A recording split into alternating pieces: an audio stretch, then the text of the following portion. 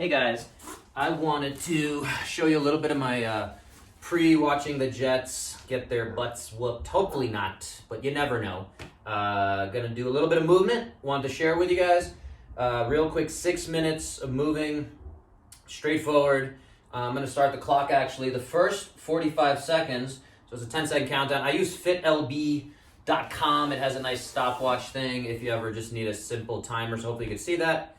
And the first 45 seconds we're going to do is all breathing. So I'm going to talk a little bit, but if you're following along, I want you to focus on breathing into the belly. Get that belly all the way in through the nose. Should expand the belly. Out through the mouth. Trying to down-regulate. All right, I'm about to watch the Jets and get really upset about life. So that's the effect they've had on me for the last, decade or so. But yeah, 45 seconds there. Then we're going to do 45 seconds. If you're watching, follow along and keep breathing. Deep breaths into the belly. And then we're going to follow along. And we're going to do just a few different moves, 45-second intervals. First one coming up as we finish up our breathing is, that should have been 45 seconds. Oh, it's just doing, the intervals there. Sorry if it's not clear. Sorry. So we're doing threading the needle, as it's called. And I'm just going to go and take a big breath out of this kneeling position. I'm going to reach through. And as I'm here, I take a big breath. And we're looking for that time. Just going back and forth. All right, keep moving. Hope you're all having a good day whenever you're watching this. By the time you watch this, there we go. By the time you watch this, the Jets will have lost probably, but that's okay. That's okay. It's important to not have any faith in your team. So this one we're doing thoracic rotations on all knees here, on all fours. We're just rotating, opening up that chest.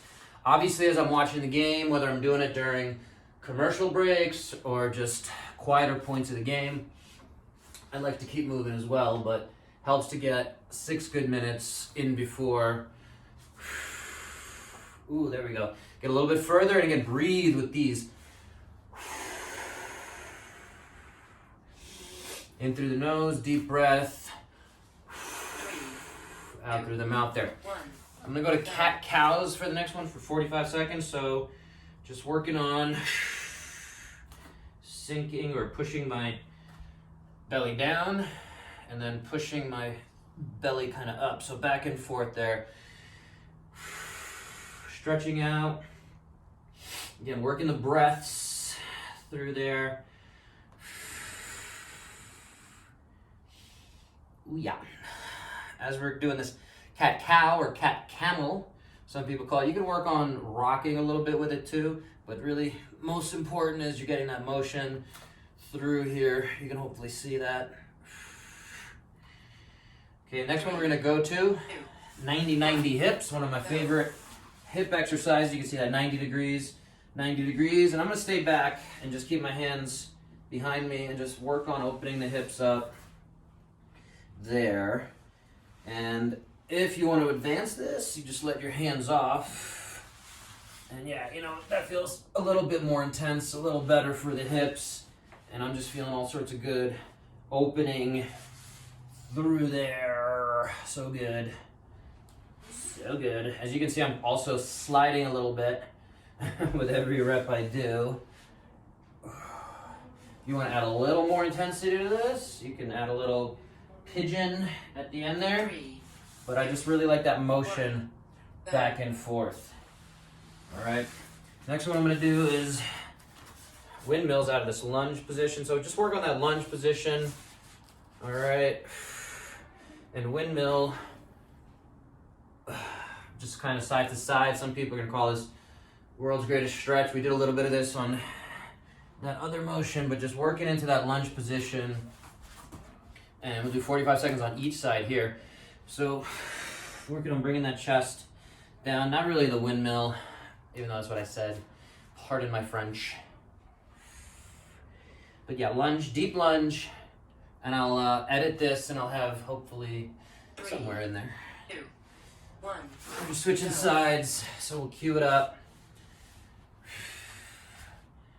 Yeah, just work that deep stretch. So only have one more after this. I would like you to do some breathing. And again, as you're doing these, you should be breathing. I've been doing a lot of rock climbing, so I'm gonna make the last one actually rock climbing arm specific. But if you're sitting at a desk, most of us have tight forearms.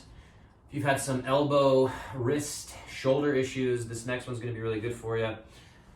We're just staying in this lunge, finishing this one up, and then we're going to our last piece coming up. 3, 2.